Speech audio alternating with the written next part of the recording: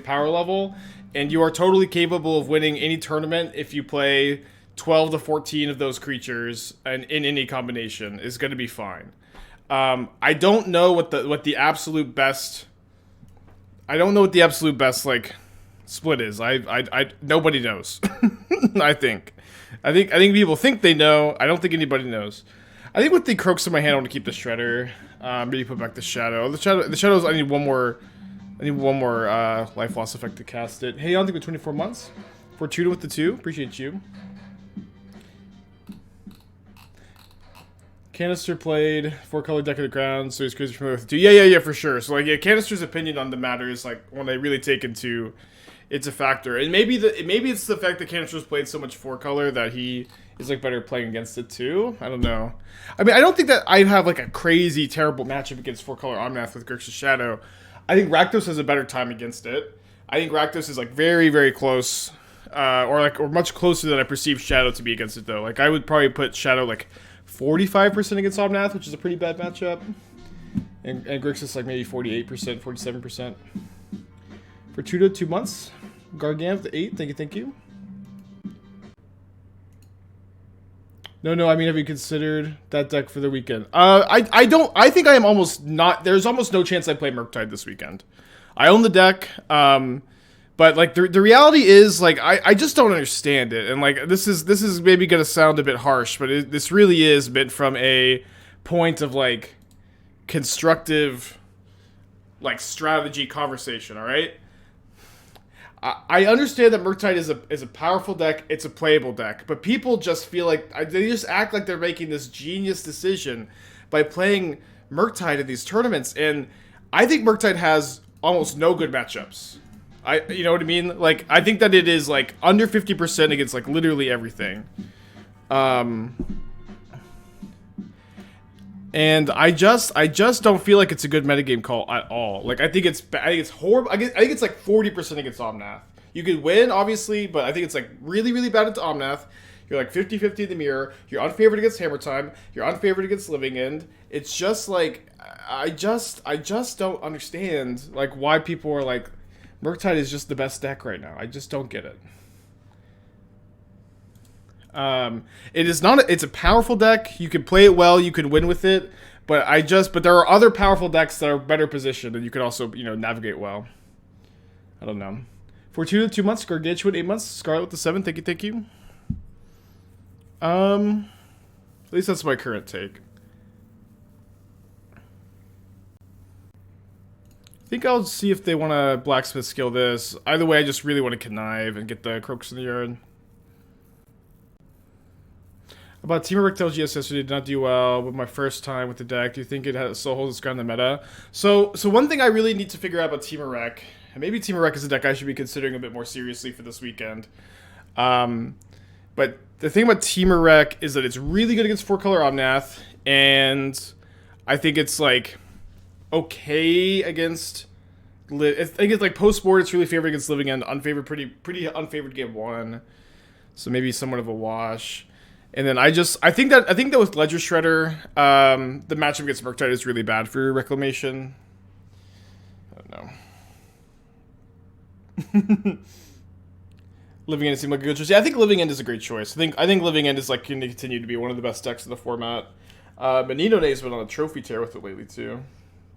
How would I rate Blue-Red Control or Through the Breach against Omnath? Yeah, I think Through the Breach is like not usually good against the Solitude decks too. I think Murktide so popular because it slays weak decks. Not that good at tier 1 decks. I want to recommend for tournaments. Yeah, exactly. That's my perfect recommendation. I do think Murktide is obviously like has a good matchup spread against decks like Tron and I'm losing my train of thought. I actually, the more I've been thinking about it, the more I kind of feel like the Living End matchup, Murktide matchup is just like quietly slightly favorable for Living End. I don't know. Maybe I'm just like mad sciencing it up a little too much. I'm like a little too lost in the sauce. But I kind of feel like maybe Living End is favored in that matchup. Maybe that's just not true. I don't know. I've been thinking about it too much. I don't know. Murktide's good against Bird. It's good against Tron. It's good against Valakut Titan. Amulet Titan is Favorable for Murktide too. You feel the same way? Yeah, I know. I feel crazy for saying it. But it's like so much has to go right for Murktide. Like it's like if you don't have Ragavan on turn 1, it's so much harder. It's always so much harder. A lot of times you have to have multiple counter spells. It's just really tough. Okay, so my opponent has Blacksmith skill up. Go to attack here. I think Rakdos Death Shadow would be good without Swift Spear and Scourge. Instead, just add all the good red-black cards like Bolt and Street Wraith. I'm kind of having a hard time visualizing exactly like the list you're describing. Oh, I bet you would have liked that Colossus Hammer opponent. But you know, it's always you know, I think somewhat beneficial to in these moments like send a draft. I think because my opponent they don't have Blacksmith skill up anymore, I'm gonna go just destroy the Pure Steel Paladin, where I know their hand is Blacksmith skill, Shadow Spear, and it's just kind of hard for them to get anything going with that hand. Is living worth running if you don't have Force Negation? Force Negation is definitely one of the most important cards. Thankfully, got a reprint in Double Masters, but yeah, I think it would be pretty tough to play it without it. So if I attack, they can animate Nexus and block. So maybe I could try to find land removal spell. Maybe that's asking too much. Kind of want to Inquisition this turn. Okay, so now that I can't Inquisition this turn, I think I just been the Inquisition.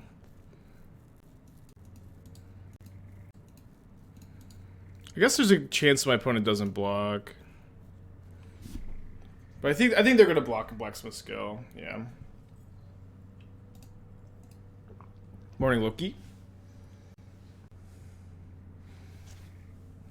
After playing an SCG Dallas, go 2-2 draw, playing 4 bad matches, bro, this is my experience too. Yeah, for sure. And I guess I didn't really even tie this thought together because I'm so bad at starting these stupid rants and then never tying my thoughts together, but whatever. It's just the stream. But my whole thing is like every single time I'm preparing for a tournament, I get dozens and dozens of comments, just play Murktide. Just play Murktide. And the whole start here, the whole point of these ramblings is that like I just don't think Murktide is that well positioned or this like easy 5-head decision point. Not that it's not a terrible choice. I think it's like even like it really feels like the deck you choose to play when you're just kind of stumped. You know what I mean? But I just can't with the just play Murktide 5-head takes anymore. So I think I want to dash the Ragavan so I can maybe escape Kroxa next turn. Is it 4-color the just play decks? I get way more comments for just play Murktide than just play 4-color. Yeah, some people obviously say just play 4-color too, but you know I think people also hate the deck and they don't want to see Spike play 4-color. Although I do. It was funny enough. I've never sleeved it up. I do actually own the deck in paper though, just like incidentally picking up good cards over the years. But I haven't ever sleeved it up. But they don't want to see Spike play 4-color. That would be a horrible sight to see. So in my opinion, what deck is better to farm leagues? The best deck to farm leagues on Magic Online is Living End. Menino Trophy Leader only plays Living End. Trophies constantly. Yeah, it's like, I think it's very easily Living End. I think you should play either 4-color Living End and have the best chance to win, to be honest. Maybe. I mean, I think that 4-color has historically been really well positioned in these paper meta games. That being said, like... That being said, I don't know. I really do agree with Cantor's article he wrote about the 4-color Yoria deck being generally overrated and also like not the best choice for a tournament, right? Like you can't always metagame, you can't always try to play the deck to beat the top decks. You have to understand that. I have to understand that. I have to be better about understanding that, to be honest. But if you can metagame and if you can figure out a clever solution to like what feels like a somewhat solved format that we have right now, that is a good way to take down a tournament. And like at least in as far as like Esper Food and Rakdos goes, I feel like both of those decks are better positioned than Omnath and Murktide. Where like I think that Rakdos is especially with the sideboard here at least, like good against Living End, Hammertide, Murktide, very close against 4-color Omnath, and that just seems like a great place to be. Okay, have to adjust out this turn, I think. What does Type Save do against Jogmoth? Come about hand me by it. So I think if you I've been really seriously considering swapping the Needle main deck and the Shadow Spear sideboard, where I think if you have main deck Needle as Time Save, you're great against Yawgmoth, and I think if you have main deck but main deck Shadow Spear gives you extra equity against Murktide specifically, is kind of what I'm thinking. But I may just be interested in, like, swapping that. Murktide's are playing against players left over decks. Like, yeah, for sure. I understand why Murktide is so played. I get it. My point is to try to refute the argument that the solution to tournament success is just play Murktide 5-head. Because that is, like, such a prevalent comment in my chat.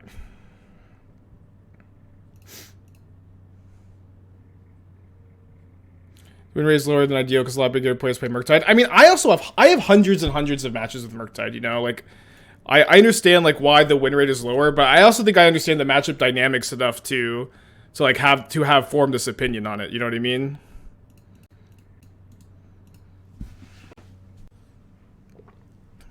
Okay. This is an interesting pickup. This would let me Bolt, Sanctifier, and Black play 3/3 Death Shadow and Inquisition. That seems okay. I'll keep that on top. Love the stream. Was wondering if you could have a promo reprint of a card featuring my likeness in an art. What would I want it to be? I would want it to be Scornful Egotist. That would be my likeness on a Magic card. Good question.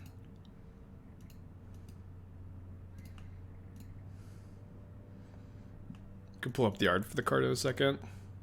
Maybe I should have Inquisition first, huh? Mana Leak? What? You do not have a Mana Leak in hand. What? I'll take this because I'm kind of scared of Caldra. If you have Exclamation Point deck, you can get that.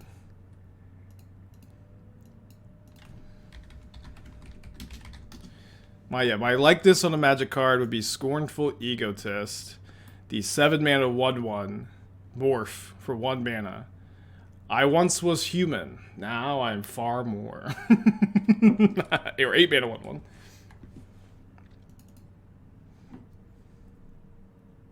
Why do my friends understand when she goes fish is not the best deck leaderboard? They see Titan Lord other decks, but Titan most consistent. Yeah. I mean, that's absolutely true that players don't like really. I talk about this constantly too, but yeah, players don't seem to really get that. Yeah, MTGO is not like, or MTGO Goldfish is not exhaustive tournament data. It like kind of inherently is incomplete tournament data. It's the best we have for sure, but they just don't have complete information.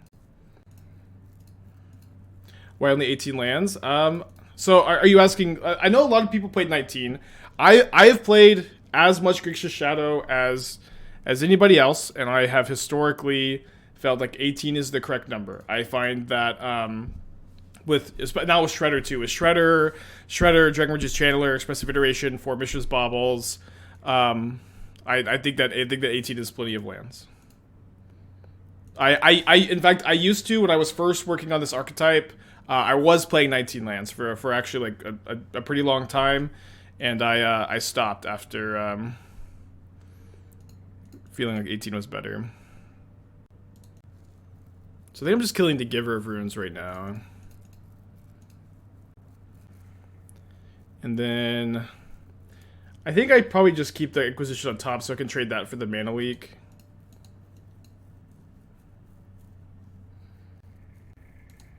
The Rakdos Rebirth that's the pumping up seems super great. So I think that's a good conversation. We've talked about the Rakdos Scam or the Rakdos Malakir Rebirth decks, whatever you want to call those lists. We've talked about those a decent amount. My general impression of those lists are that, especially when you compare them to like Grixis Shadow or Jund or Rakdos Midrange, the exchange that you're making is an exchange of power level versus consistency. So your max power level is way higher when you play those decks, where you just have some crazy nut draws. You get to flicker your Grieve and push Blood Moons through quickly and really overpower almost any draw. But that that power comes at the cost of some diminished consistency for sure. Dude, they have double mana leak.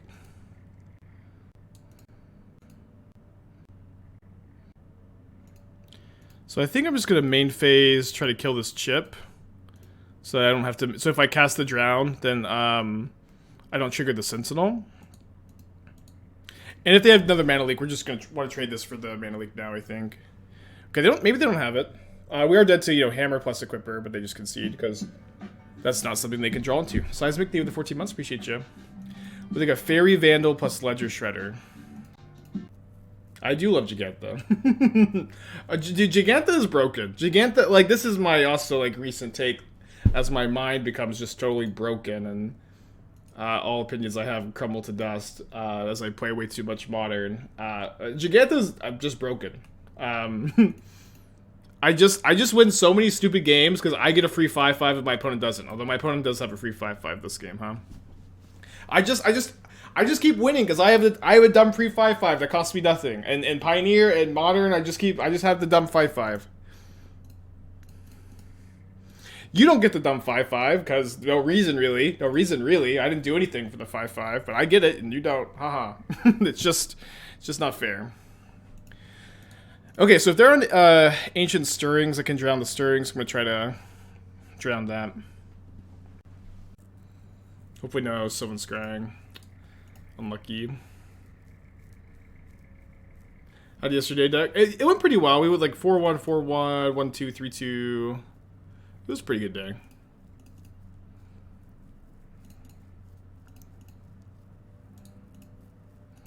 Yep. I don't plan on revisiting Bantrek anytime soon. You may see me play like a 4-color Reclamation deck, but for the most part, I'm not of the opinion that Bant is...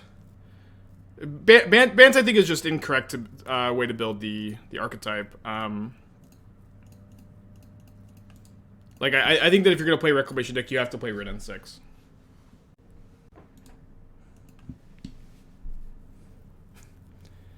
Any reason for Pierce instead of mix of Stubborn Denial? Seems like Shredder, Jegantha, Kroxa. Don't use Jegantha as a justifier for Stubborn Denial. That's just not, that's not a good argument at all. The problem is, like, you have Shredder is also it is so slow to turn on Delirium for Stubborn Denial. That's like turn 6 or something. So I'm sure I should have exiled instant, but that's like turn 6 or something, like ridiculously slow. That's also not an argument that rings very true for me here. And then Shadow. That's so, again. So like, yeah, you cannot turn on a ferocious Stubborn Denial in this deck until like turn 5. At the soonest with a Death Shadow.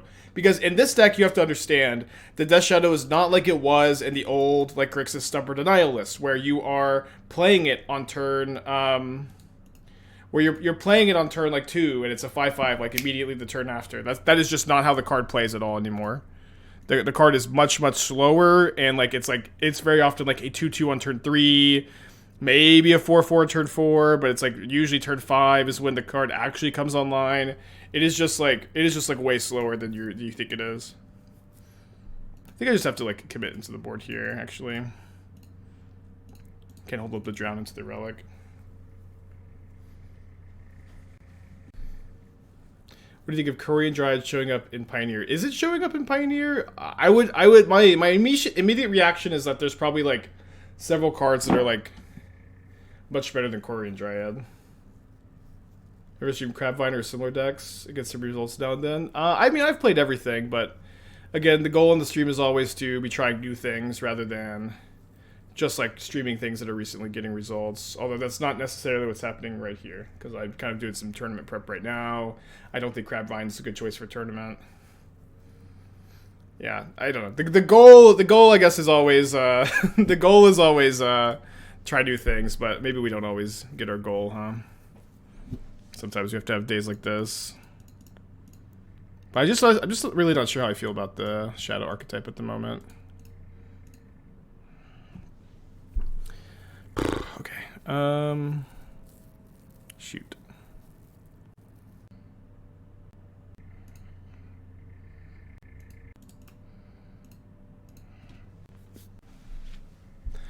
Alright, so I'm going to kill my own Ragavan here. The line was obvious the whole time. I'm just going to put a creature in the yard, and then now this is going to give me a land, and my channelers will have Delirium.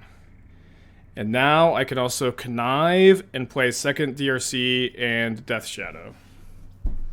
And die to Blast Zone, I guess, but... Or I could also hold up Drown. Drown just a 1-drop.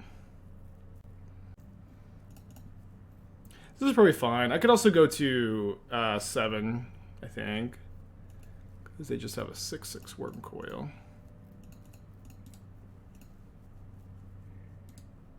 I think rule mid-range decks have legs of crit meta. Not really. Not really. Most decks are pretty resilient to Blood Moon.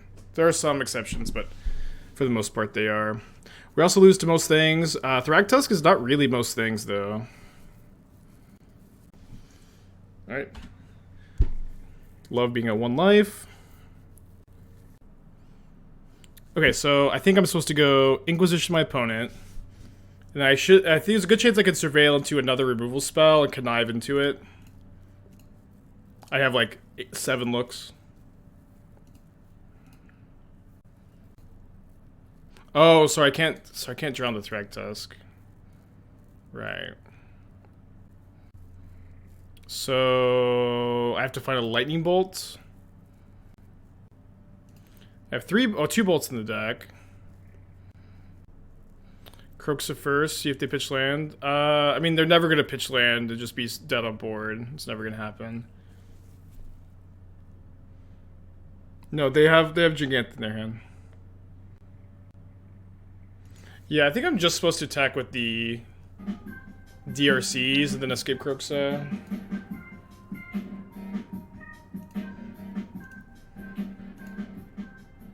Oh, I guess maybe I should have done this first. But they just like always discard Jegantha here. Why is everyone spamming no in the chat? I didn't miss lethal. Block coil, kill your blocker. Okay, I don't know. I think people are, people very often will just spam no in the chat for no reason. I'm sorry, I thought for a second I could kill the Thragtusk with the drown, but I couldn't. Kill your blocker and kill on the swing back. I can kill on the swing back without killing my own blocker here, I believe.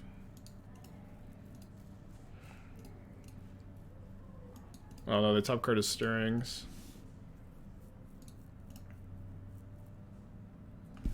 Did I say Grixis Shadow Rakdos is a better position for a tournament? I mean, that's kind of what I'm trying to figure out. I've got a tournament this weekend. I think it's very close. I think I'm likely to play one of these two, although I may run Food back. I think Food's also pretty good. Okay, opponent finds Relic of Progenitus, which turns off Delirium for the Channelers, and turns off my Drown. Block Worm with Shredder, kill before damage. Yeah, again, like I don't need to kill the Worm Coil. It's just kind of okay if they gain 6, or maybe it was okay before they found the Relic. Yeah, I think I'm very likely to play red-black.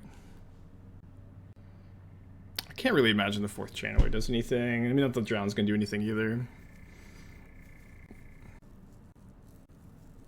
They pray Relic, they have no discard for Kroxa. Well, they found an Ugin, so we lose. They have Ugin with exactly 8 mana. Damn it. Kika block, coil, drown a token. Yeah, I don't really. Yeah, I said that you wanted to drown the token. Got it. I don't know. I feel like we very easily had lethal on the crackback. I really don't get why everybody was so hyper focused on like blocking the coil that turn. think on the play I definitely went 3 Spell Pierce. Not so sure about the draw. Yeah, Jegantha literally won that game for sure. I think Dimir Shadow was his position at the moment. I'm still trying to work on it. I don't know. So, like, one thing is, like, I really, I've been kind of scraping my brain trying to figure out how impactful playing. I can Avid Wind, whatever, Avid, the 6 mana cycler, and that gives a creature flying when you cycle it. Like, that card is powerful with Shadow, kind of provides you, like, a team or battle rage effect, while also helping you,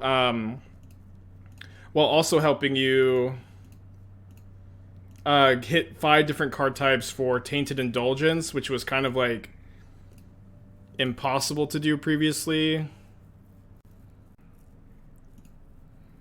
So I'm trying to like figure out the best build of it rather than figure out how well positioned it is necessarily, although those two things are kind of the same. We literally lost because we didn't keep Drown Up. But if we didn't keep Drown Up, I don't think we have lethal on the crackback, right? Like, it's either, you know what, right? I mean, like, it's we lose if we block Drown our own creature. Like, we would still lose in that situation. So I don't, and like, we'd have to block and Drown our creature or to, like, put a Kroxa in play. So I don't think that argument is true. Odette Pro, thank you for the 4 months. Appreciate you. You get 3 DRC, 1 Shadow, 1 Shredder. Yeah, but they attack with the Worm Coil, and then they can block my Shadow. They gain 6, they go up to 12. Oh, I guess that is lethal, huh? What am I missing? I don't think I'm missing anything.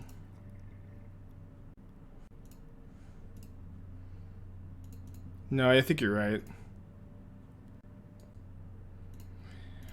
Okay, so I'm just graveyarding. I'm playing the Shadow for sure this turn. So I'm just kind of filling up my graveyard here.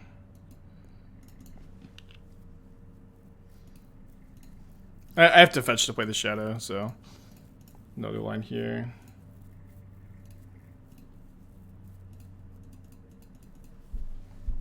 There's deck tech. Yeah, where was the deck tech?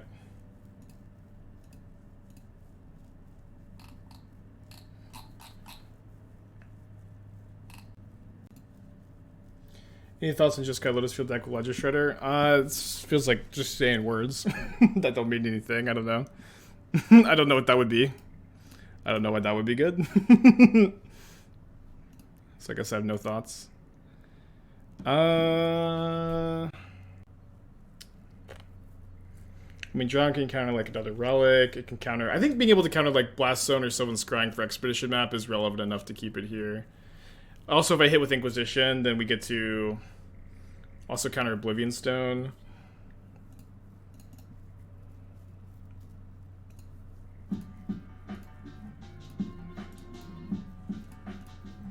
Udok, through the 15 months, appreciate you. Okay, I'll get you whiskey. Thank you for let me know.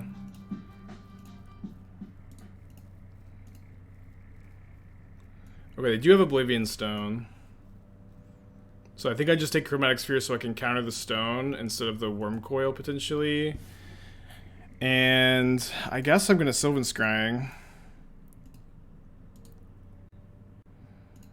So if they play Worm Coil or Oblivion Stone... Oh, sorry, it doesn't... I'm shuffling.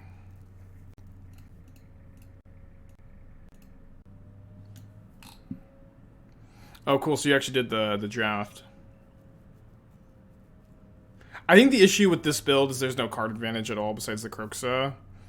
And also playing 4 Bauble for Street Wraith in a shell like this with no card advantage, you are going to be way more susceptible to Mana Flood, Mana Screw. And that's going to be an issue.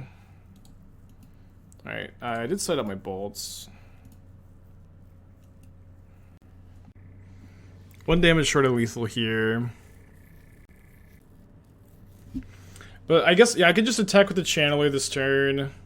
Counter the Oblivion Stone. If they attack with the Worm Coil, I kill them with the Shadow. Just hold the Drown, kill my Ragavan. They're not going to block Ragavan, they're going to block Death Shadow. But here I can take the hit from the Worm Coil, and then I can kill them on the Crackback. So if they attack with Worm Coil, or if they leave it back, they either die to Channeler, Or they die to Shadow on the Crackback, and that can counter their Oblivion Stone.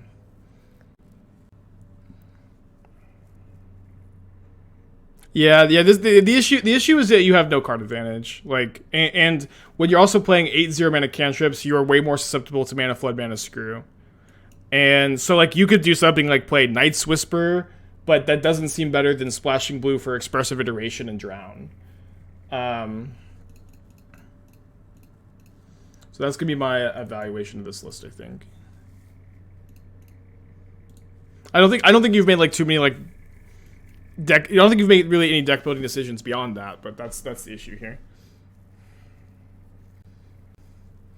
Yeah, you can play like Four Season Pyromancer, you can play Night's Whisper, but like you I don't think you can register a list like that with no card advantage at all. I'm very surprised they didn't use map on turn 2. Did they not use map? Oh, they didn't use map on turn 2. They must have misclicked. Okay. Stick to the plan. The old attack concede. Yeah, you could play Dark Confidant. I don't think it's probably going to be as good as you'd want it to be, but you could play it. Spell Pierce is a lot worse on the draw. I think I've been playing like 2 bolts on the draw. 1 Pierce. Add Tourach. We have Tourach in. Oh, Tourach to the Rakdos deck. Yeah, I don't know. I mean, that's the issue. I think you probably would play Season Pyromancer as like your threat of choice, but it's also true. Like, one awkward thing about 2-color Shadow decks, right? 2-color Shadow decks is that you're actually like way worse at like fetch shocking and having a density of fetch lands and shock lands than you are in the.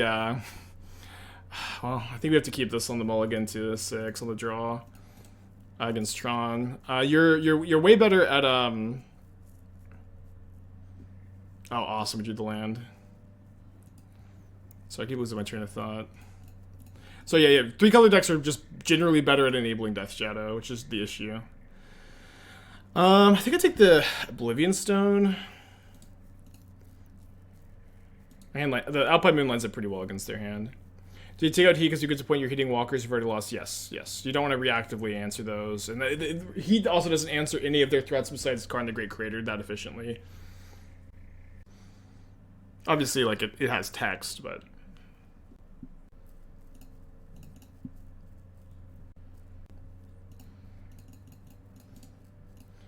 Should the Rakdos Shadow deck start at the Mardu deck and work back from there, finding replacements to Ranger Giver ending? So what the Rakdos deck needs to do is figure out why it is strategically advantageous to play Rakdos over Mardu or Grixis. That's like the question you need to start with. You don't need to start with like reverse engineering the other 2 Shadow decks until you have like what seems to be like an underpowered version.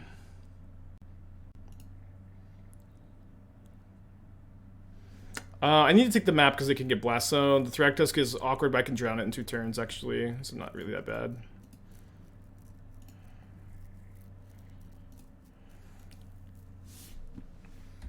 Urza's Saga named.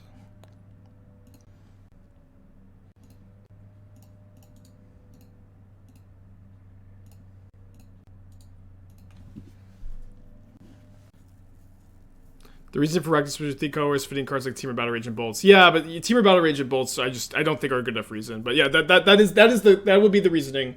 I don't think that is a good enough advantage, but that is always like the reason to start. Like, you always have to have a, you know. I'm glad that you have the reason, but in my opinion, that doesn't make up for the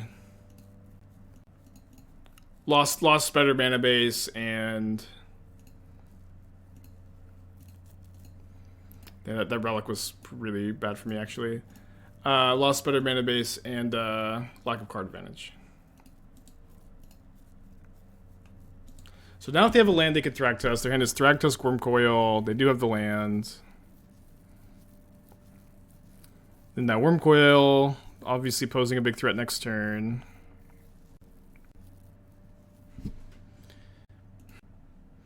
Well, I always do like to top deck an Expressive Iteration. I think I'm not likely to need blue mana after the iteration, so I'll cast it. I'll leave it with the Blood Crypt, rather. Tourach seems to be a little slow here. Gonna graveyard it. Okay. Hands. Bottom, exile. I guess I'll cast the second iteration here.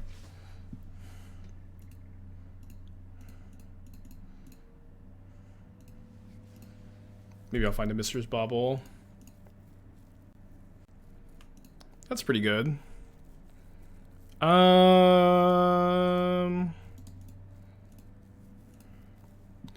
Okay, so now my Shredder is able to eat the Thragtusk in combat. Do they have the land for Wormcoil Engine? They don't, but they have infinite relics, just like literally 1 million Relic of Progenituses. Jegantha into the hands.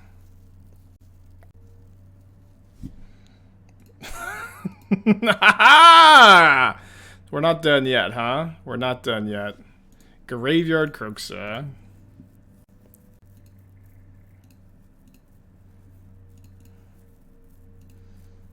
Unreal top decks. Could maybe hold the second Ragavan. So I put a canned Wormcoil next turn. I'm gonna Alpine Moon Blast Sendo here.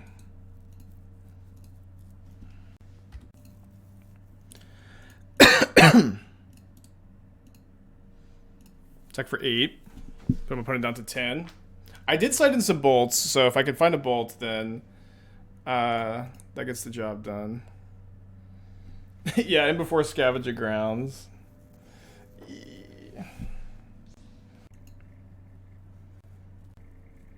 If I try Jessica Merc with Shredder, yeah. I have. I don't think it really changes the dynamic very much. When I keep drowns, you can draw my creatures. I just have faith that the top of my library will be a little bit more kind, especially when I have, you know, two, or I guess only one more bolt. I thought I had one more, I had two more. I don't know. I'm not really of the opinion that like drowning my creatures is the avenue to victory here. But I guess I need to attack first.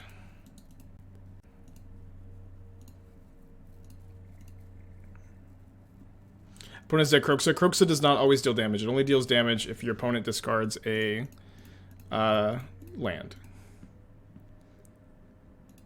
But the percentage of times that Chatter thinks that Kroxa is lethal these spots is very high. Maybe their hand is 4 lands, though, but pretty unlikely because they missed a land drop like 2 turns ago. Oh, and also because we know they have Jegantha. It's a little unlikely.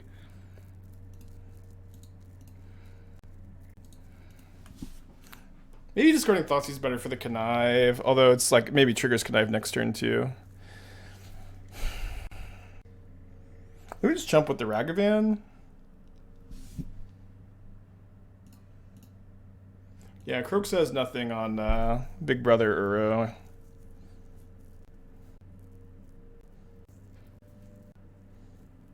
We have lethal if we get Delirium here. Nice, we win. What a match, huh? What a match.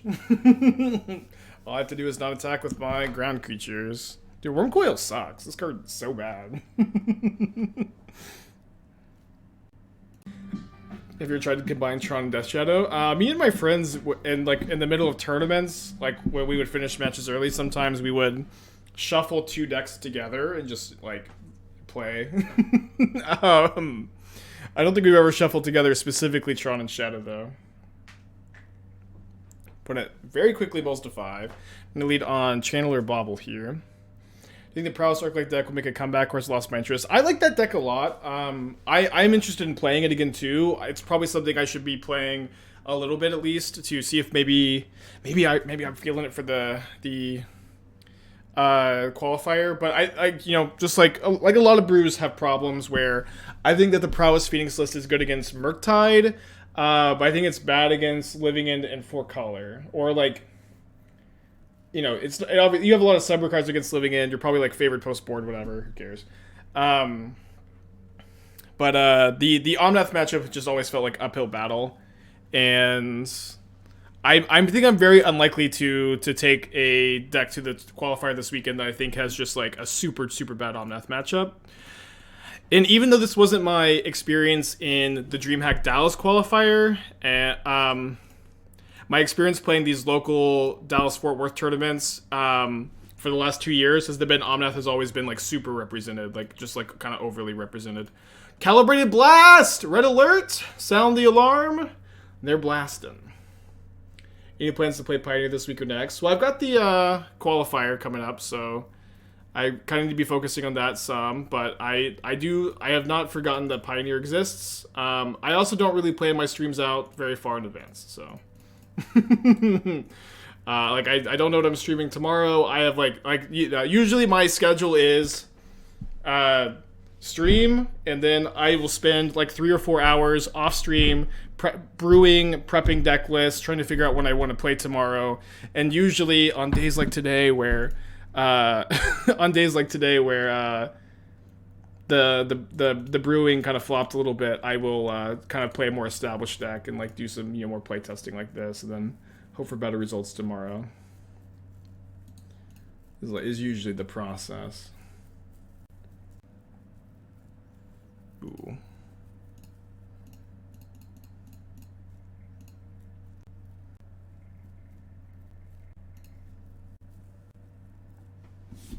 But it's also like a way to get it fresh, because I really don't want to be like, yes, chat, we are playing Pioneer on Thursday, and then, oh no, I found a cool brew, but I've already committed to playing Pioneer on Thursday, so we have to wait. I'll just continue to play what I want when I want. Are there any speed runs that I want to catch live? I personally like no-hit challenge runs a lot more than speed runs, because like I don't know. I just love to watch the tension build, and they've been playing for like 6 hours. They haven't taken a single hit. It's awesome.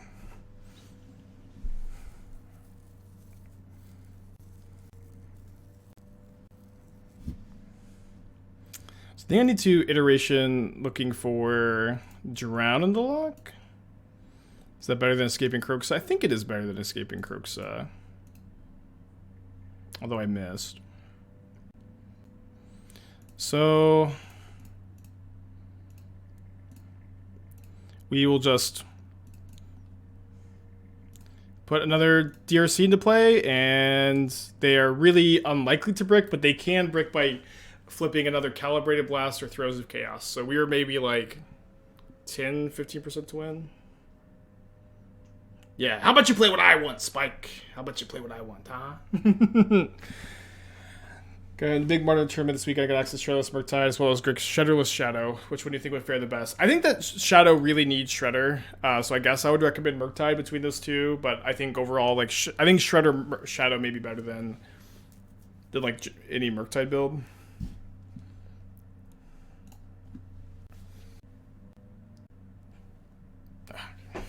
-6, huh? Do you think this deck is better positioned against an open field than Murktide? I've been doing well with Murktide lately, but every time I watch this deck, I wonder it's better for tournaments. So the words open field, I don't really know exactly what those mean. I'm starting to lose my any like brain juice I had left, and any any good ideas in here. They're just not there. But as far as open field goes, usually if I'm preparing for a tournament, I would like always expect that the more serious players and the tournament grinders are going to be choosing to play decks like Murktide, 4-color Oddmath, Living End, Hammer Time. Potentially, Burn has been popular lately, but I would say that the top metagame is going to reflect those deck choices. And Murktide is really good at beating random decks. Murktide's like one of the best decks of the format at beating like random stuff, I would say. But I don't know that like I don't know. My brain's just all mushy. But I think that Murktide is a really bad choice against the top decks in the format. And I think that Murktide is good against random stuff. And you could also like play well and win your tier 1 matchups too. Yeah, Inquisition hits Calibrated Blast, so you have to keep it in. Was the Boros list from yesterday good? We were 4-1, 4-1, 1-2, 3-2. So we actually had like a relatively good stream with it, and the deck vote was pretty fun and was doing some good stuff. Yeah, this is like the really hard part about modern tournaments, right? There is a degree of randomness and unpredictability, and it is just like you're like it's just so easy to stare into the void and really try to comprehend. I don't know what I'm keeping here. I think I'm putting my curse. It's so easy to just stare into the void and try to figure out like what the best deck for an open field is, but it's really hard to look into the orb of the modern metagame and try to predict the random matchups you're going to get. When I went to the SCG Con, I got paired against Titan with Karn in the main deck. I got paired against Merfolk. I got paired against a Grixis food deck that was like looked like a Doomwake draft straight out of MH2. I got paired against a Is It Prowess Phoenix deck playing Thing in the Ice and Stormwing entity.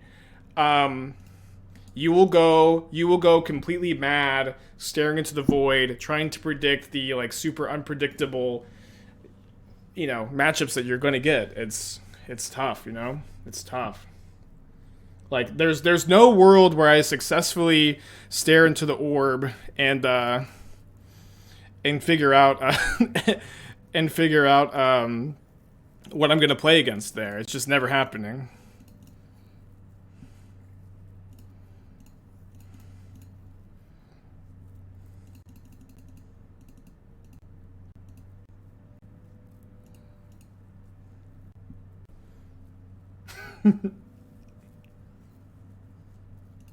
Elton, like, kind of worst draw of the deck, huh? I attack you for 1, opponent. Take this. Yeah, but we have already gotten mad, huh? When the field is wide and people play literally whatever they want, I find I pretty much have to play proactive deck. Yeah. But I don't, at least, like, Magic Online tournaments aren't like that, you know what I mean? Magic Online tournaments aren't like that. And I also think, like, the top of the tables and paper tournaments usually does, like, reflect, like, the more serious tier 1 decks. And it's just, like, I don't know, like, maybe you just have to sift through the first 3 rounds, wade the tide sometimes. Hey, Tashi, how's it going? Plays Tourach, Boyle, one explosive with Claw. Cut cards with matches we're good against. I found Red Black has trouble with Affinity. Well, if you cut the explosives, then you're gonna have a worse time against Affinity. I don't know. I think Dragon's Claw over the brutalities makes sense, but like, yeah, I guess I don't understand you cutting explosives, Tourach, Boyle for 3 Dragon's Claws when are you also still playing 2 brutalities and you just have 5 burn sideboard cards? Because then I think you're going to be burned. But I think like I can't really devote more than 2 sideboard slots to burn with Rakdos. Especially when like I historically haven't minded the matchup very much. If Murktide is bad in the meta, why it's so high play? Is it just for fun? People don't think it's bad in the meta. You know what I mean? Like, I think that again, it's also like... Murktide is not a terrible deck, right? This is not the point I'm trying to make. Murktide is a deck that people really like to play, and Murktide is a deck that is powerful, and you can leverage your skill, make a lot of impactful decisions, which is always what people like. They like to make decisions. That, my point is not that Murktide is terrible, but like I think that Murktide is not like the correct choice to take down a big modern tournament either. I think that a lot of people have the solution just play Murktide 5-head like it's that easy, but I think it's bad against like every single other tier 1 deck. Which I think makes it a horrible choice for a tournament. If you think it is like slightly unfavored in every other tier 1 matchup or 50-50 in the mirror, I just can't get behind the choice. Not that you can't win with it, not that you can't leverage your skill and experience in the format, but you can also do that with like any other deck too, and have higher percentage points. Yeah, that's not, that's, again, not me saying the deck is terrible, but that is me giving my evaluation of the deck.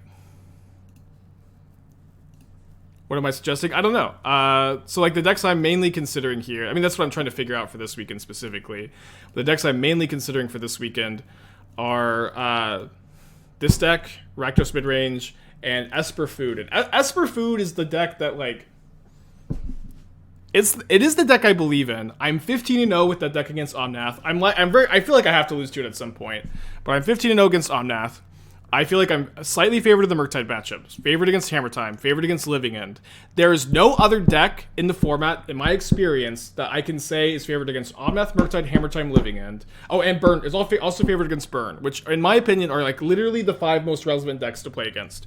That being said, with the deck, you are like actually like you're really bad against Tron. You're really bad against any deck playing Karn the Great Creator. Amulet Titan without Karn the Great Creator is fine, I found, but if they are playing Karn, it's really bad. You're bad against Valakut as well, and so like you do have that range of bad matchups against big mana decks. You're gonna have some bad matchup no matter what you choose. For Rakdos, 2 Ashok, 1 Hearse, 1 Needle, 3 Claw, 2 Void Mirror, 2 Explosives, 2 Alpine Moon, 1 Terminate, 1 Chalice. I feel like you definitely need the fourth. I feel like you definitely need the fourth Tourach on the side. That's interesting though. I also don't think you need the Ashioks that much. Like Titans are kind of fine without the Ashioks. Same with the 5 months. Appreciate you. Yeah, Yaga's correct too. Is Inquisition bad? Inquisition hits Calibrated Blast. You have to keep it, I think. Oh yeah, thank you, Smarty Pants. Yeah, just yell at me if I miss the deck tech. So I mean, and I also think that so so like when you that's my evaluation of food. When you go to Rakdos, I think Rakdos is slightly favored against Murktide, slightly favored against Hammer. I think it's unfavored against Living End by a little bit, but I do have a ton of Cyber cards. I don't feel terrible in the matchup. The main deck on Licensed Hearse helps a little bit, I guess. Copium, and then like slightly unfavored against Omnath too. But then is a deck that I think is like actually really good against the big mana decks and has like that more like beat up on the more variant stuff too. Okay, Abzan mid-range. Well, if you're not following Ko Diamonds on Twitch, I would recommend it. Who is perhaps Modern's premier Abzan grinder. Have I played with Yogg? Yeah, I think Yogg is really good. I think Yogg is like one of the best tournament choices too. I don't own the deck. I also don't like have many reps with it recently. But I have played a lot of Yogg.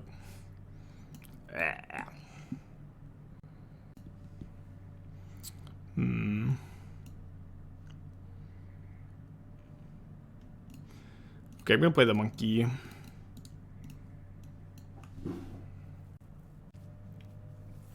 Okay, so I mostly the only reasons I like Tracker in like Jund Saga and like the Red-Green Delirium deck is because those decks both play like 4 Ren and 6 or 3 Ren and 6 and 4 Urza Saga. I think that Tracker is really good at like making your Saga tokens bigger. When you have 4 Ren and 6, you usually have like a plethora of lands. I'm not really of the opinion that Tracker is just like phenomenally good in a shell like this necessarily. Okay, I'm gonna try to not go to below 15, by the way. And then I can maybe Hearse, exile the Blast from their graveyard. Kroxa is interesting.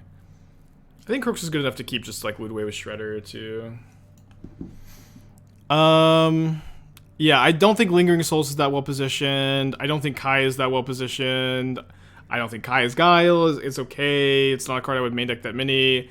It's also I think that I would definitely play the 6 1-mana removal spell before the first Dam or the second Abrupt Decay.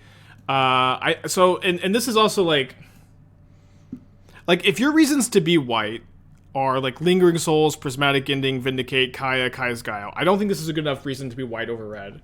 If your reason to play Abzan is I like Abzan, that is a good enough reason. But But if you're just trying to do it for power level reasons, I don't think that you've met the bar here.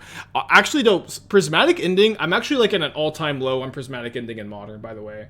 The card is obviously still going to be a format staple overall, but right now, like the card is like not that good against Murktide. It's not good against Living End. It's not that good against Omnath. It's like kind of bad against Omnath. It obviously has text, but I think generally it's kind of underpowered in that matchup. And it's good against Hammer Time, but for the most part, I kind of think that if I have the choice of playing the card or not playing the card, I would really kind of prefer to not play it.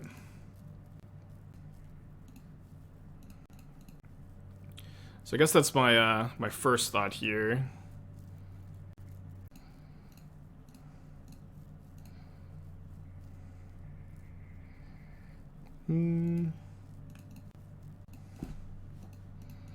So see if they have a Calibrated Blast. Hopefully they don't have 2. Okay, no Calibrated Blast is awesome. So again, those are kind of some initial thoughts about this deck's construction. As far as directions to go, it's a really hard answer because like the right answer is play Rakdos or play Jund as far as competitive reasons go. And so, one card I do kind of like is Vindicate at the moment, although, I'm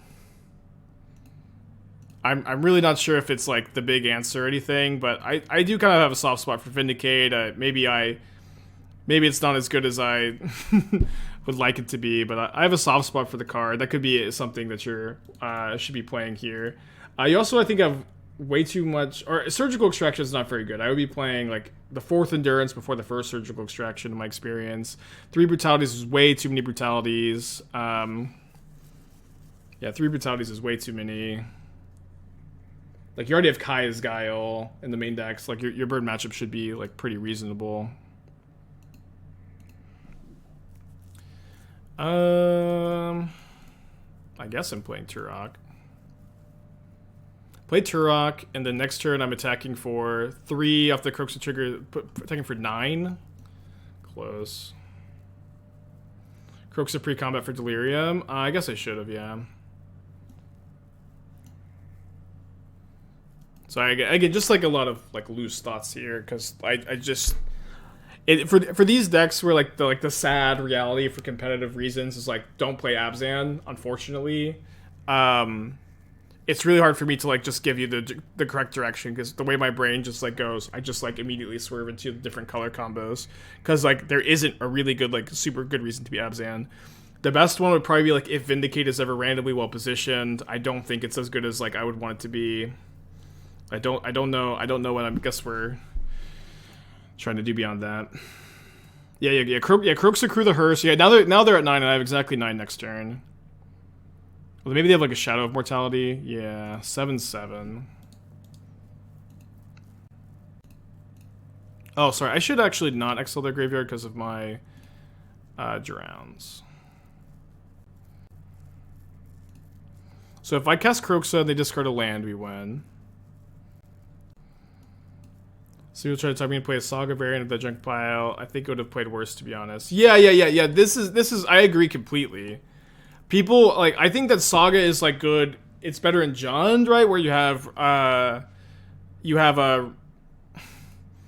Rin and 6 to recur it at least. In this deck, you don't have anything like that. There's like, there's really not a good reason to play Urza Saga besides like you recognizing that your deck is underpowered and recognizing that Urza Saga is a good card. But beyond that, there's like not really any reason, and that by itself I don't think is enough for me. You think Esper Reanimator should be on push or Prismatic Ending, man? Yeah, this is a one big distinction. While I think Prismatic Ending is not well positioned, Reanimator has to play Prismatic Ending so you can answer Graveyard Hate. You have to play Prismatic Ending and Reanimator specifically. Yeah, we've had this conversation tree a few times where I point out that I think Prismatic Ending's poorly positioned, and then Cheddar says, "Wait, what about Reanimator?" But Reanimator is like definitely the deck that has to play it. I think there's an iteration of Jund Death Shadow that's good. I've spent time working on it. I don't know. I do think that it has some legs. I think it's an interesting archetype. I think that Riveteer's Charm is definitely a card that breathes new life into the archetype too. As far as the best way to build it, I'm not sure. As far as how it compares to Rakdos and Grixis, I'm not sure. How to rate Scapeshift in the list from X-Whale? I think X-Whale's like... I think a lot of people like saw X-Whale's results and not like a lot of people saw like his thoughts on it, which his thoughts on the deck were like I perfectly agree. I also, shout out to X-Whale. I think X-Whale is like an amazing player. Very smart. Though I'm typing X-Whale, I'm not getting anybody. Oh, here he is.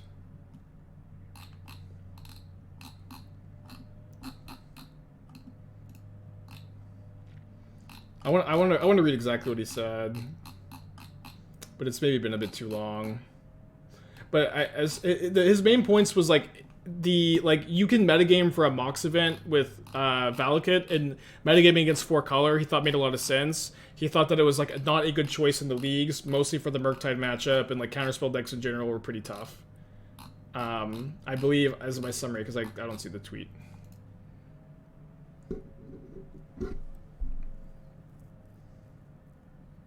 But I think he did a great job metagaming for that tournament. I thought that was an awesome choice, but I also don't think it was. I don't think it's like a good deck going forward at the time being. Yeah, KO Diamonds is definitely like the place to go if you want Abzan content. He plays a lot. He plays like almost exclusively Abzan and Pioneer and Modern, and probably has a lot of different good takes on the archetype. Okay, so they are attacking with the Shadow Mortality. I'm gonna block. I'm gonna block with the Hearse, so I just have lethal swing back here. Thoughts on Fatal Push? Fatal Push has gotten a lot better in Modern with the printing of Ledger Shredder. I would actually say that it's probably a better main deck removal spell than. It might even be better than Heat. I don't know. It's always like a conversation. I don't know. He just helps you with a 4-color matchup too. It's I don't know. You can have like this mind-numbing conversation about this mind-numbing conversation about removal spells till the end of time. So I think my opponent's plan is to Calibrated Blast my Tourach, or my Ledger Shredder. Fuck, and then kill me out the flash. Oh no, this doesn't kill me if they flash, but it's only 7/7. Never mind. Yeah, Heat is good too for sure, for sure. I don't know. It's close. It's always just so close. Yeah, here it was. For whatever reason, I would recommend against Valak at a normal tournament. Only particularly good matchups 4-color. Has some game against other stuff, but big Gloom win. But yeah, this is my exact evaluation of Valak for tournaments at the moment. Okay, so that's a dead Shredder. And I can't dash or play Shadow here, because then I lose to Flashback Calibrated Blast hitting a 15 drop. But I should just be able to chump block here and not die to Calibrated Blast. Maybe win with an escaped Kroxa. Ending versus March first through Mana Order. I think ending being more mana efficient and killing Ragavan on turn 1 is like more important. Also, like killing Relic for 1 mana is pretty good too. Yeah, no, it's not just swapping killing Teferi Red for instant speed. It's more about mana efficiency. I mean, also killing Planeswalkers is relevant too. Christoph, thank you for the deck tech. Okay, so they are not attacking, which I guess makes sense. And so can't fetch. So I guess we're going to lose to them just having another Calibrated Blast. But I'll play a Shredder. Why'd they sack the desert before playing the blast? Maybe they should have, huh? Yeah, Christoph, can you post a link in the chat for the deck tech? Thank you. I've been told the version of Burkhardt without DRC is much better against 4-color. I don't understand the merits of DRC between Ren. That was also my experience playing. I guess I'm also dead to a few. Oh, dude, they did have double blast. Man. Damn it. Man, blast is so good.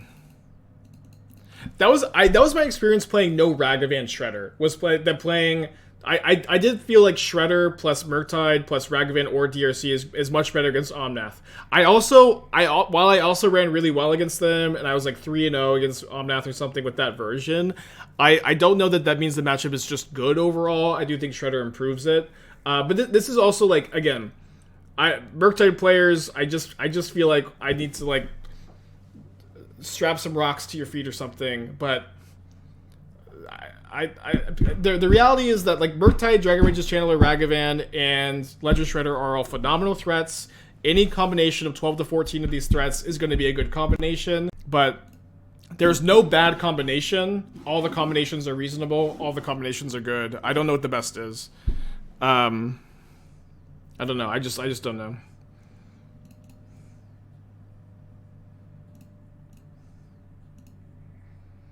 I don't think I want that one.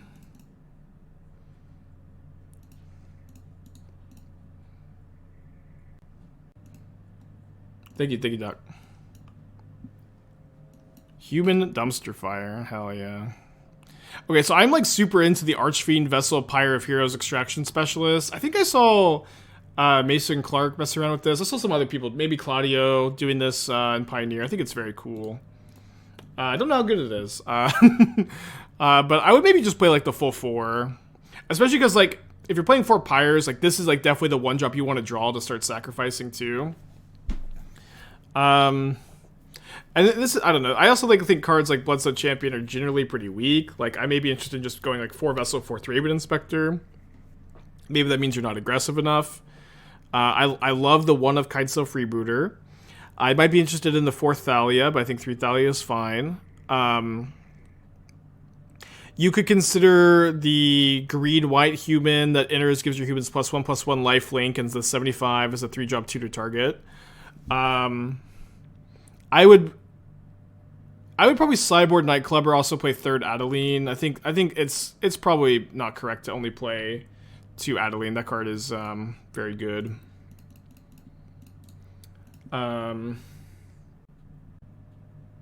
I would say, but overall, this list looks like generally pretty good. I like the 1 Underdog. I think you could maybe go down... Maybe I would recommend going in 1 Charming Prince for the 4th Thalia, playing 4 Thraben Inspector, 4 Archfiend Vessel, or maybe 1 Champion, I don't know. Maybe you're happy to draw the first one. Move the Nightclubber to the sideboard, play Adeline. Do play a 4-drop. Maybe Hostage Taker is the best one. I haven't gone through to look at all the 4-drops, but this seems fine. Oh, maybe you want a Brutal Cathar in the main deck, actually. Maybe I'm like just way too high on this card, but I feel like a main deck Brutal Cathar is probably fine. Maybe that over like 4th Reflector Mage could make some sense. Rest of the sideboard I think generally looks pretty good. I might be interested in like 3rd Fiend Slayer Paladin if for some reason the red-black mid-range deck is like super duper popular. I'm not really sure that it's quite there yet though. We're up against mono black coffers. I would also probably play Rest in Peace over Hearse. Maybe play a 3rd Rest in Peace. Rest in Peace is just so backbreaking as a dex. Restoration Gearsmith. That seems pretty decent, for sure. Don't really, yeah. Gearsmith may be better than the Hostage Taker. Yeah, I mean, I would just like want to go into like every single 4-drop in the humans and probably just play one of them. Too bad we don't have Yawgmoth, huh?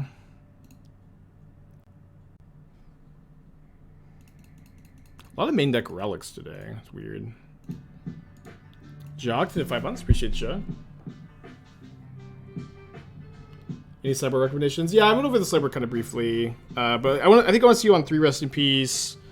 Move the werewolf that excels to the main deck to make room for the 3rd Rest in Peace. I think the rest of the cyber looks generally pretty good too.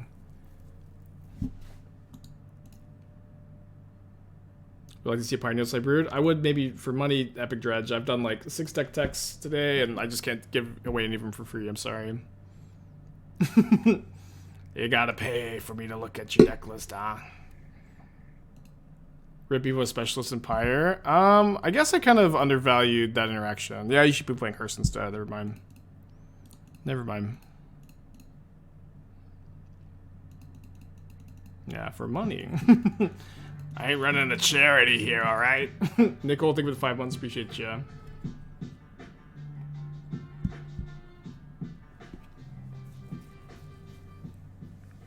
If Relic gets popped, response to Kindness while drowned is Drown Fizzle. Yes, it does. Could maybe have a heated by Shredder after the Relic and got to connive off. That could have been good. I'm not sure. I think the best line is conceding to the Invoke Despair. If you type exclamation point deck, you can get the deck tech command. Alright, we're bringing the Alpine Moon, the Tourach, and 2 or 3 Spell Pierce. If my opponent's on the main deck Relic version, I probably want to cut the 3rd Drown, actually. What if I play Bolt over Drown? No, that's probably a bit too much. Maybe I could just do a poll, and then whatever chat votes is what I play at the tournament this weekend. And then life is easy, huh? How do I decide whether to give play Modern Pioneer for a given stream? I just, do what I'm more interested in. We were talking about my process a bit, right? Where my process is I stream, and then I spend 3 hours on average, sometimes 2, sometimes 4, like brewing, working on deck lists, just like going where I'm interested.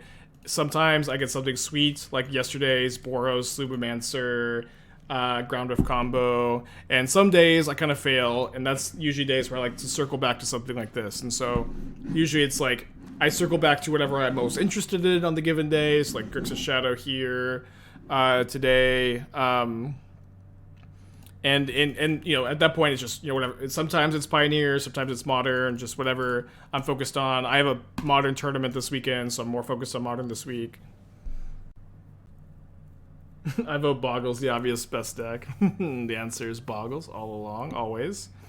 It is funny. I feel like the Boggles players, you know, they go to the whiteboard. Oh, I thought we were supposed to hit a land off this, huh?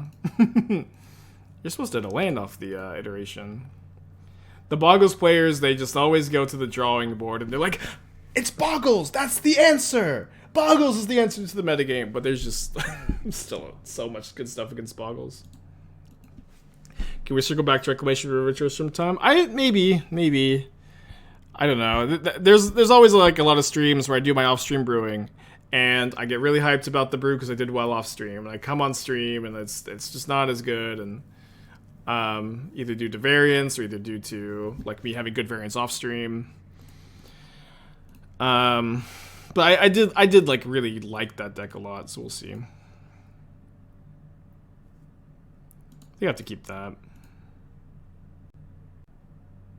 Maybe I'll put back the Drown. It's just kind of 2 mana intensive here.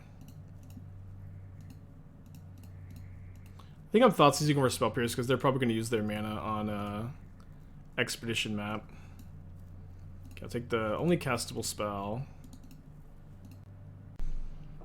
Playing Blue White Hammer at RCQ yesterday. Any Silver Bullet suggestions? Thank you for all the work you do.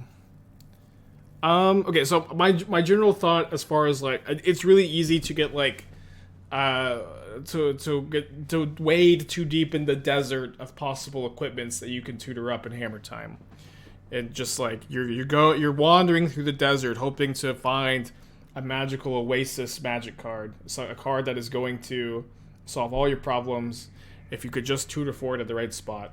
But for the most part, almost no equipment is going to be better than Hammer or Reality Chip or Shadow Spear in any or Cauldron in any given situation. I would generally not recommend. I know I've seen some people play sort of red and white recently. It's not something I generally recommend. I generally recommend. I know it's kind of boring, but just playing the more like stock list. What happens if I name Urborg? I can't remember. Alpine Moon doesn't beat Urborg, right? Yeah, it doesn't beat Urborg. We've had this conversation a few times. I do really recommend playing Teferi Time Raveler, though. I think Teferi's, like, good. Okay, I'm just going to hold up Spell Pierce / Drown here. Oh, no, I didn't correct the Bauble this turn. Drown's on top.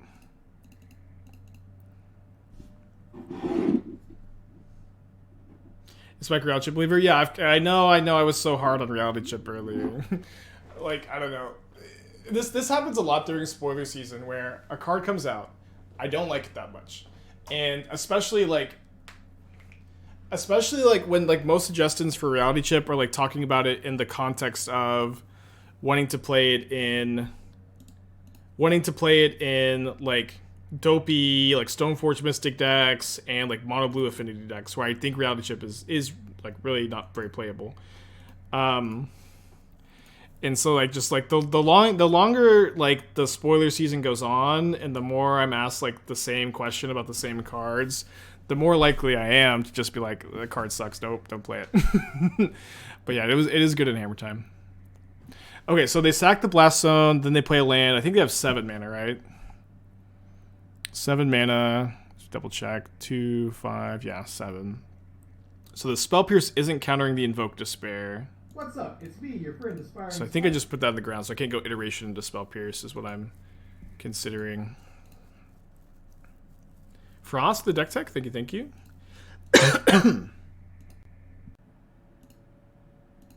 Spike wasn't a March of Other Believer during spoiler season 2. Yeah, I mean I've been wrong about things before. I don't think I was that low on March, was I? You can usually look. I usually do a tier list on cards. Okay, I really hate Ragavan and Hammer Time. By the way, I really don't like it. Obviously, like Ragavan is a good card. It will win you some games, dude. You could not play 3 Pure Steel Paladin in Hammer Time. This is an intervention. This is an intervention. You cannot play 3 Pure Steel Paladin in Hammer Time. It is better than Magmatic Theft. This is illegal. Oh, dude, they drew relics. Now I can't drown the stupid Invoke Despair, but I can spell Pierce it. Can't spell Pierce it. Listen, chat. You have to play 4 Pure Steel Paladin in your Hammer decks. I know that it's a creature. But it's like it lets you play around so many things really well. It's just like this isn't a conversation. You are lost in the sauce. You're lost in the Hammer Time desert. We have to pull you out of it together. We can do it. We have to pull you out together, chat. I also don't really like Ragavan very much. Like your general, like Ragavan is always shines so much in decks with like a lot of 1-for-1 removal. It shines more, in my opinion, in decks that play sorry. It shines a lot in decks that get to play. I guess I shouldn't shock because then I'm dead to another Invoke Despair off the top. It shines in decks that play a lot of removal to clear out blockers. I do not think that it is a card that like particularly shines in Hammer Time as like removal spell magnet, because your whole deck is already removal spell magnets and it doesn't have any synergy in your deck. I really don't like it. I guess it makes artifacts. That's some synergy. I caution you against it. You can splash red for like some number of Magmatic Theft. Although the secret good card to splash red for at Hammer Time is Rabbit Battery. I think like 1 Rabbit Battery is like kind of based if you're already splashing red.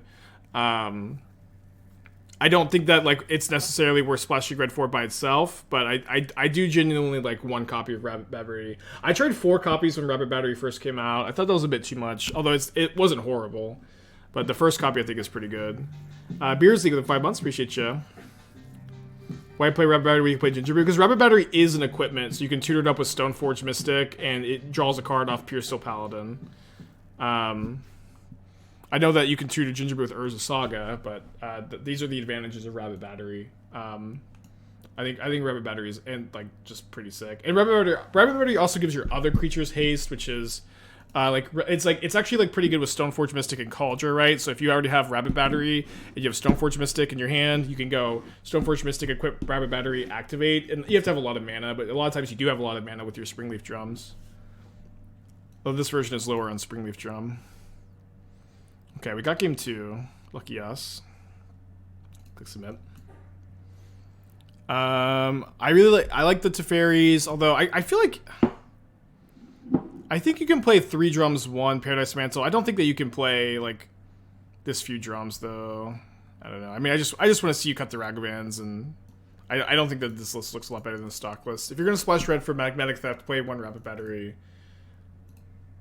I don't think there's enough Hammer Time or Artifacts decks either to like really justify all these wear tears. Okay, I'm gonna keep this. This hand's really good if we draw a red source and we have 4 looks at a red source. Red source by turn 2. You can't play Cauldron without Giver. Yeah, I think that Giver definitely makes like Stoneforge into Cauldron more better. But like, I also think that I don't think that you have to play Giver for Cauldron to be good, right? Where what Cauldron does to the Hammer Time deck is it makes Stoneforge Mystic a must-kill creature, where without Cauldron, your opponent your opponent can completely ignore your they can completely ignore the Stoneforge Mystic. It's just like not a card that even matters. But if you play 1 Cauldron, all of a sudden your Stoneforge Mystic becomes a removal spell magnet, which is like something you really want, because like you would usually rather them have to like main phase kill your Stoneforge Mystic than just ignore it for the whole game. Do I want a Watery Grave? I think no. I want threats, ideally. Okay, so they have an expedition map on top. Giver should be in the deck with the current meta. Yeah, I think that that's likely a good metagame call. I'm just kind of talking maybe more in general. Yeah, I think I will Cast a Kroxa here. Next turn we can go Shredder, Thoughtseize. Escape Kroxa the following turn. The problem is if you keep hands for Stoneforge Mystic, Culture Planet, Room Stoneforge Mystic, you've lost. That is absolutely not true. That's incredibly hyperbolic to say that if you Stoneforge Mystic for Cauldron, they kill your Stoneforge Mystic, you've lost. You've gotten a 1-for-1, and you still have the Cauldron in your hand for later. That is hyperbolic and reductive. Okay, I'm just going to get them out of... I'll take their card and Invoke, and then Kroxa next turn. And it's also true, like, if you suspect your opponent has removal, you don't have to tutor Cauldron either. Nobody's, like, forcing you to tutor the Cauldron in those spots. You don't like going Shredder here, then Kroxa Thoughtseize next turn. I think that I would really value getting the 1-for-1s here rather than, like, the connive value. After I've already discarded so much. And, like, I'm going to escape the Kroxa, if that makes sense. We lost to Calibrated Blast.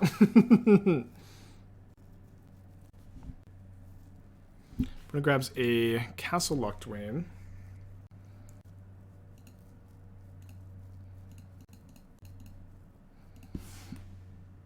One, two, three. I guess I have another Bauble in hand, so I can discard a Bauble pretty easy.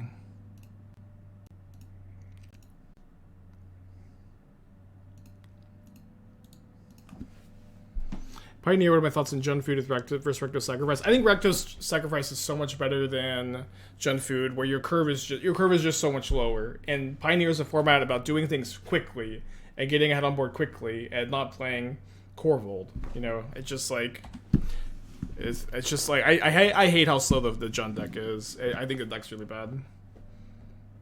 Also, Calibrated Blast the same time you did for the same matchup. They won game 3 of the Boulder 4-2 brutally. I mean, I think Calibrated Blast is genuinely a decent deck. Okay, so don't have to drown up this turn. It's got to be okay.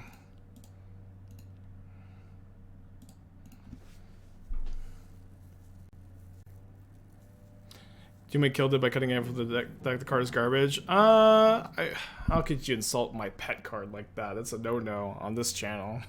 To insult my pet cards. I do think that cutting the anvils right now is kind of correct. With I guess I can discard the Mire and escape Kroxa either way. And if I draw a land, I can dash Ragavan too. I think that with like Karn being so popular in the metagame, cutting Anvil makes a lot of sense. One like frustrating thing for me, and this happens a lot too, where I don't know, I feel like a lot of times I'm ahead of the curve a little bit, where like I played like Rakdos Sacrifice very similar to Doomwake's list on stream, like as like with like the new obs, like all the new cards, cutting the anvils, and I had like one of the worst streams ever with it. I like a really bad run, and maybe Doomwake's list is like a little bit better, but it's like frustrating to me when I find something like that metagame change early, and I either like run bad or my list is just like a little off, and I'm not able to Mystifying Maze. What the hell? I'm just not able to like find it. I'm not able to find it. I always want to be able to find it. There were no devotion decks top 32 the last challenge. That's really good to hear. That's honestly like a big breath of relief, because it just kind of seemed like 1 mana short. It kind of seemed like that deck maybe just be like too good for the format, but I don't think it's the case. I think Pioneer's shaping up all right, huh?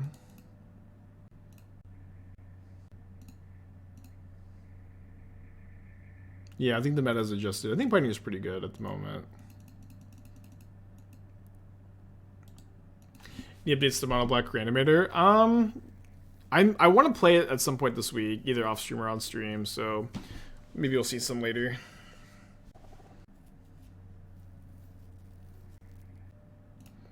Okay, so my opponent is... Yeah, if I hit a land here, they die. Or non-land. Can I build Aetherworks, Marvel, and Pioneer? I've spent a lot of time working on it. You know, I can't find everything. I have big mush brain, and I miss a lot of stuff, and I fail a lot of brews. I have some good ones too, but I at the very least have failed to build Aetherworks Marvel and like 5 different shells over the years. No, that's not true. I had one good Marvel shell. I had one good Marvel shell back when Field of the Dead was legal that like played Hour of Devastation. It was really weird. I think I come back.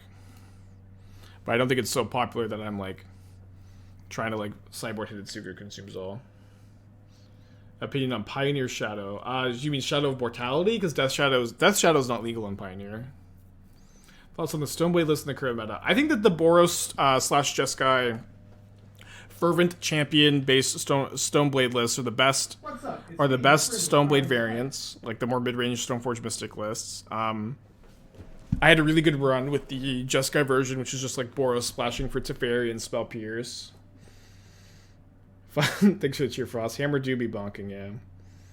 Playing one Hidetsugu, 2 EE, red black mana instead of 3 EE, because I don't think I bring in 3 EE against any deck other than Rhinos, where it consumes all is still fine. I think that that's a fine take, but the EEs are the 3 EEs are mostly so that I have 3 answers to Sanctifier and Vec against Hammer Time. That is the main reason why I have the explosives, is that I want to have 3 answers for Sanctifier and Vec. Sorry. I'm gonna take the Springleaf drum. I'm taking that drum. Hey, Mingy. Yeah, did you get? I've been following your luggage drama on Twitter. Did you get everything sorted out? I've been raging for you. No, nothing. Those bastards. Those bastards. I don't know. I just fucking... I hate these situations where, like, big companies like this just take advantage of you. They totally screw you over. They lose your luggage, and there's nothing you can do about it. Because, you know, there's just nothing you can ever do. It's so frustrating. Time to bust out the law degree, huh? Hamaguchi, burn it all to the ground. But maybe don't say that in the airport. Maybe not in the airport. It's also the only company that flies in the airport. Yeah, those bastards. Wiki, David Twitch Prime, Jessica with the 9 months. Thank you guys.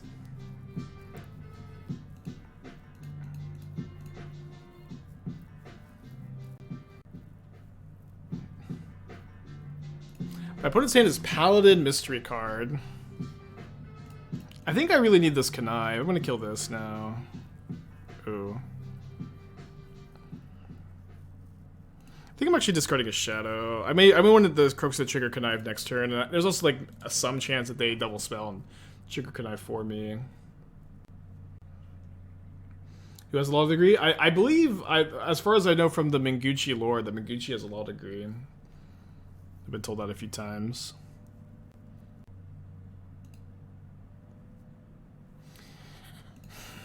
Yeah, it was about the bolt, although I didn't, could have drawn another removal spell.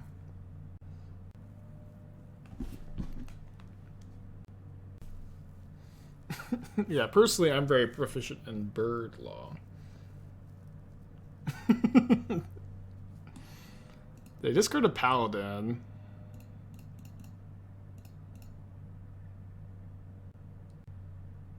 I guess I'm keeping the land so that I can escape Kroxa next turn. And then I'm chumping the construct with the DRC and losing the game probably.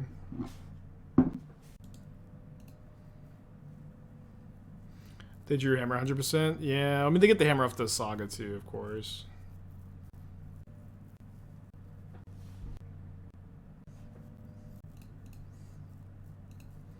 It's like unbeatable game 1. Yeah. Now that like I've been like cutting the dress downs, Saga's definitely become so much harder to beat. Although we may be able to finagle a win here, huh? We've definitely wanted more dire straits before. Although I'm not sure if I'm supposed to chump block with my Kroxa or my Shredder here. Although I can maybe take the hit. My opponent discards Sigard's Aid. Attack my opponent down to 11. I can escape Kroxa again next turn. Yeah, I think this turn I'll just go attack, chump block, escape Kroxa again next turn, then reevaluate. Yeah, this we jump just down's main deck. Yeah, I think I agree. I just like I keep like, you know, waking up in a feverish dream at 3 a.m. trying to figure out how to play Dress Down in this deck, in the main deck, and I just can't. I lose all my sleep. Staring into the void. Like, I feel like I just don't know. Like, you can cut the fourth shadow. Like, here's like I'm staring into the orb, staring into the void. I know that the fourth shadow is cuttable because it's bad early game, it's bad in multiples. But it's like if you cut the fourth shadow for the Dress Down, then your Dress Down's worse because you have less shadows. And like a big part of the reason why you would want a main deck is to grow the shadows. And then that's when I give into the madness and just go to sleep. I don't know. It's I've been stuck on it. I've been stuck on it. So this has been my sideboard plan. 3 discard spells, 4 shadows, 3 DRC, 3 Ragavan. I haven't been bringing in Tourach this matchup. I go down to 5 discard spells. You could. I think that I really like the 6th one. No, I don't think you can. Like, yeah, I don't think you can cut a Kroxa. Kroxa is really important, and like it also it gets way better with the shredders too. Which card has higher upside? Surely Dress Down. I mean, it's not always a conversation about upside, right? Like, you know, you have to understand Dress Down has a really, you know, low floor. Yeah, I don't think you need... I think the answer is Dress Downs in the sideboard, but I would love the first copy, but I don't think you can cut the 6 discard spell. I don't think you can cut the 6 1-mana rule spell. I don't think you can cut the 4th drown. I don't think you can cut the 4th... You can cut the 4th shadow. And maybe it's okay to have 3 shadow, 1 Dress Down. That's probably okay. But it just feels like the wrong move, so I don't know. Cut the 4th monkey, now that's a base take. 4th DRC, maybe. I think DRC is phenomenal, though. I would probably cut the 4th Ragavan for the 4th DRC. I kind of feel like I'm like the only one who who like ever thinks about cutting Ragavan in these decks, but it just doesn't seem correct. It seems correct to me to just sideboard the Dress Downs, but I don't know, man. I'm scraping my brain trying to crack the code.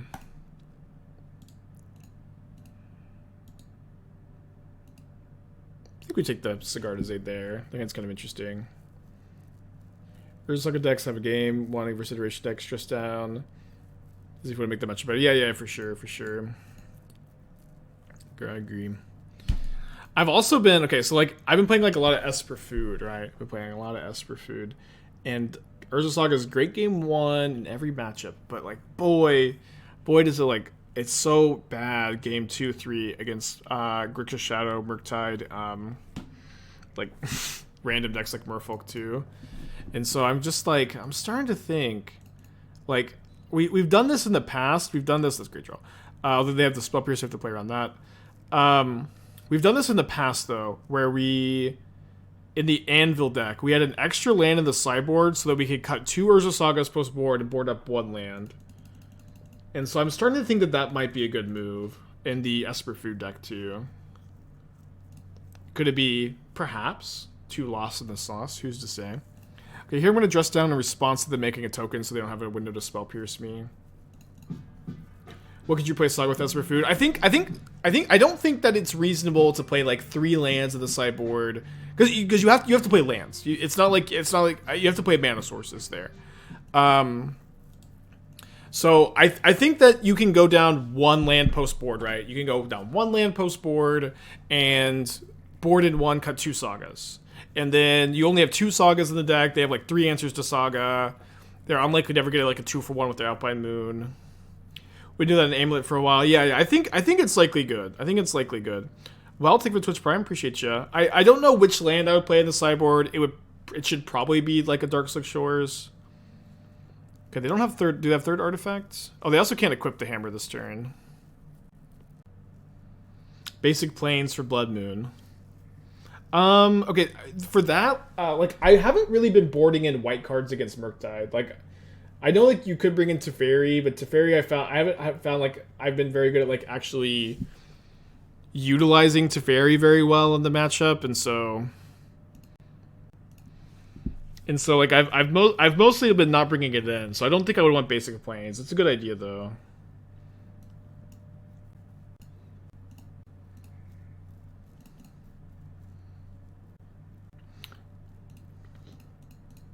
The Murktide Cabal finally on those shredder. There's no Murktide Cabal. There's Murktide camps now. Where so like there's like a million combinations of DRC Murktide Shredder, Ragavan. Some people are also unseasoned Pyromancer too. But there's a million different camps here, okay? And everybody thinks they found the perfect combination, but the reality is, in my opinion, every combination is good. Every combination is good because all those cards are just cracked, right? All those cards are just cracked. And I think I'm super down to take this trade, but they also like never block here. Every combination is good. There's not a bad combination amongst those, and I don't know what the best one is, but I don't think anybody knows either. They're just all good. Why didn't they spell pierce? I Thoughtseize this like they can either Thoughtseize the spell pierce or let me take it with the Thoughtseize. It's kind of a wash either way.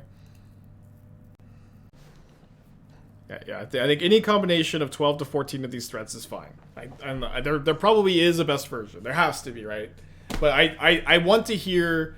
I want to read an essay. I want to read an article about like why, like your version is the best. I don't want to hear I 5-0 2 leagues in a row because it's Murktide. You're gonna 5-0 2 leagues in a row sometimes. Why didn't they spell pierce? Well, I took the spell pierce with the Thoughtseize. Nobody's paying attention. Too few people play Market competitively to ever know. Yeah, I think that's likely a good take. I think I'll take the hit for shadows here. And also, like, here's like something I've been thinking a lot lately, alright? I think I play too much Modern to know. I think I'm too lost to the sauce lately. I'm in too deep, man. I just like... I'm in way too deep.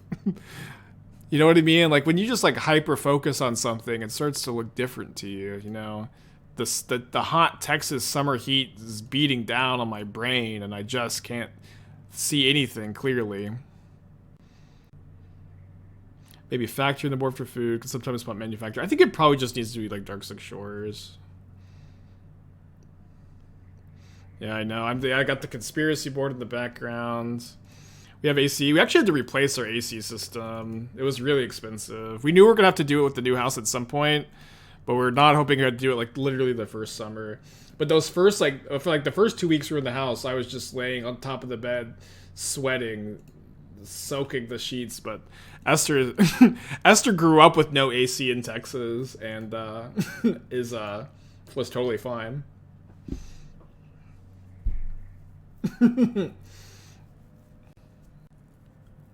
Okay, going to game 3. Yeah, a real Texan. Not like me, huh? How do you sleep without AC over there? Not easily. Okay, so sorry. Our AC downstairs was working. Our AC's upstairs where our bedroom wasn't working. So it was like 75, 80 degrees in our room at night. So it was like bearable enough to sleep in there. But like 2 nights we had to go sleep down. Or I went to go sleep downstairs. And then Esther, I think she slept upstairs one night. She's like, I'll come join you. But it doesn't bother her because she grew up with no AC in Texas. She's a monster. Curse you, Esper Sentinel.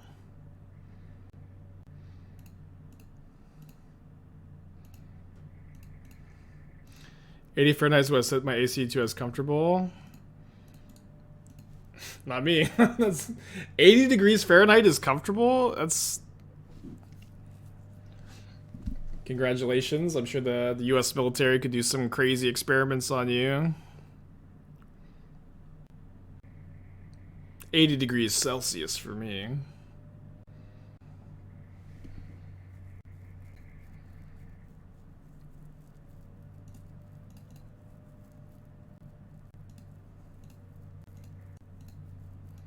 Curse you, Esper Sentinel.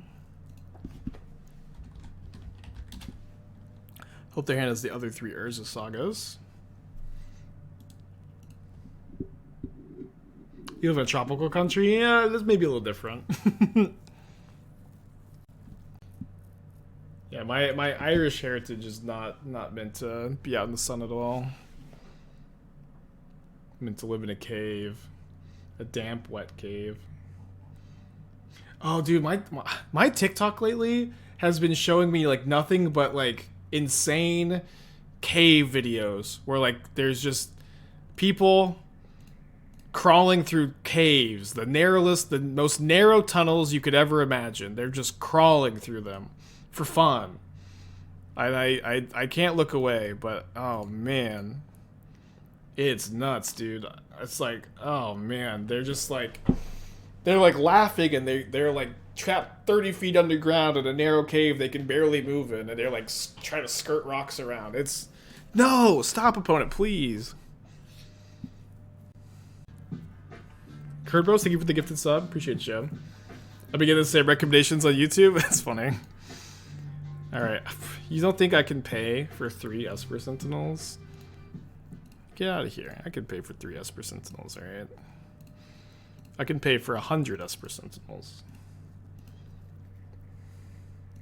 I maybe would prefer not to, though. Okay, so I'm really hoping to get Delirium here. So...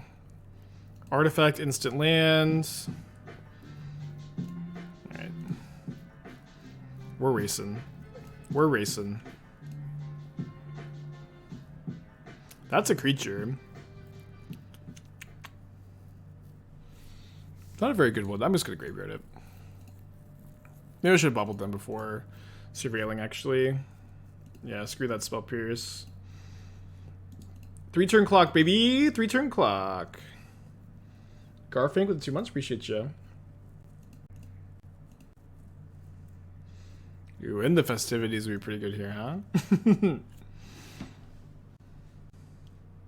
2-turn clock. Doing pretty good here. Whoa! Attack with the giver. Love it. But I'm winning the race. Uh-oh. So their hand is currently Spell Pierce. And some mystery cards. So I don't really think that playing a non-creature spell into 3 Esper Sentinels and a Spell Pierce in hand makes any sense. So I'm just going to play a Shadow. I'm going to hope they can't kill me. Deck for Jean. Boros Rockrick. Love that title.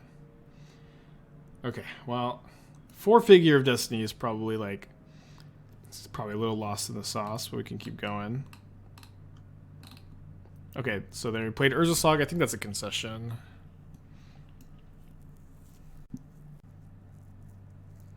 Okay, we know their last card is Spell Pierce, yeah. Oh wait, I don't know why I'm conceding. Instinctively concede. Okay, we'll get to this. Let me pay out the prediction and rejoin the league. 4-1, losing only the Calibrated Blast. I think I 4-1'd my last 3 leagues with Shadow now, losing twice to 4-color Omnath and once to Calibrated Blast. Spider, 14 months. Love you, buddy. Appreciate you. Refrigerator, 6 months.